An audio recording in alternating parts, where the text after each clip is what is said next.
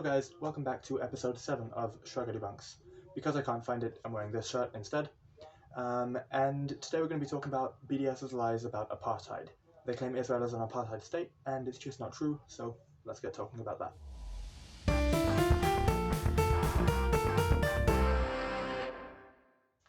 So, if you listen to BDS or a bunch of media, then you will see Israel is apartheid. You see this over here, you see it over here. Israel is apartheid down here too.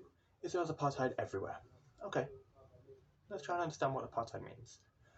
According to Cambridge Dictionary, apartheid is a political system in which people of different races are separated. That makes sense. According to Oxford, it is a policy of system of segregation on the grounds of race. So, that all makes sense. Let's try and see if Israel is that. First of all, let's take a look at the real one. The word apartheid comes from South Africa, from when they had whites in power and the black majority was discriminated against by law. So let's take a look. They had segregated benches. They had laws that separated people in buses. They had second-rate citizens. There was all sorts of legal discrimination between South Africans and, well, black people and white people. That was a separation.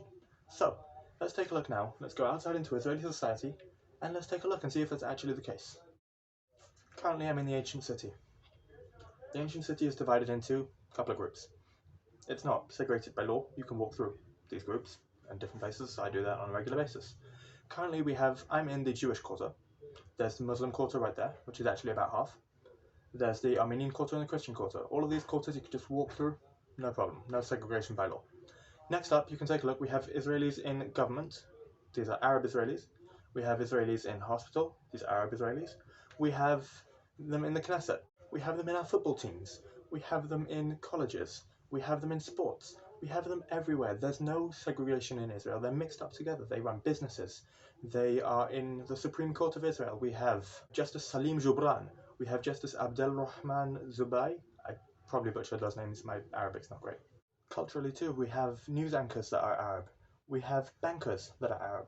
In fact, my mother works in a hospital in a Jewish city with a bunch of Arabs in her hospital with her. They work with her. Because in Israel, Jews and Arabs have equal rights, except for one thing.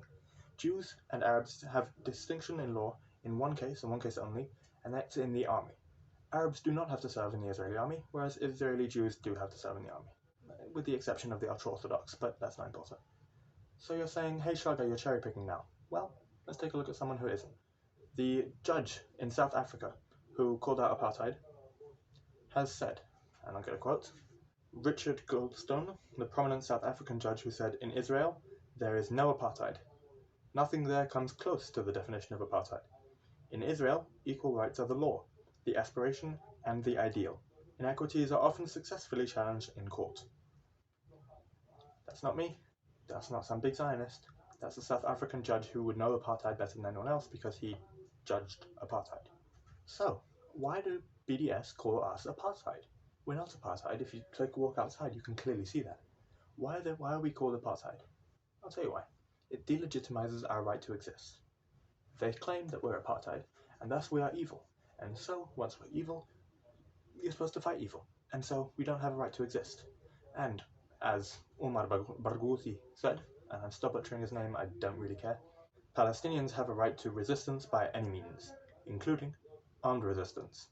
Jews aren't indigenous just because you say you are. Jews are not a people. Okay?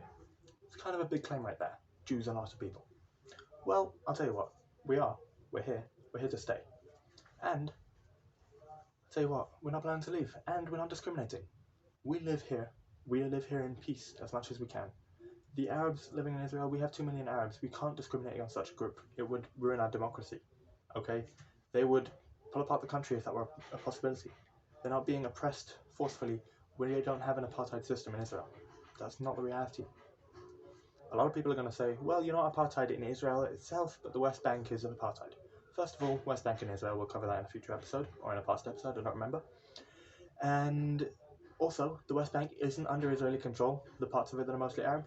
The parts in the West Bank that are Arab are under the control of the Palestinian Authority. And yeah, I'm going to say they're apartheid because Jews aren't allowed in. So the West Bank is apartheid by some definition. Even then, it's not particularly apartheid because Jews don't live there. But the West Bank is partially apartheid not because of Israel, but because of the Palestinian Authority. Now, Israel is not apartheid. Israel does not support apartheid.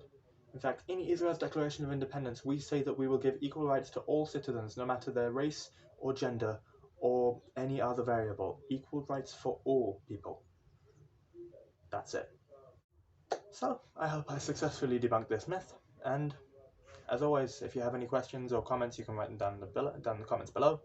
If you have any episode suggestions, I'll be happy to take them. I'm running out. And yeah, as always, I'm Israel Chai.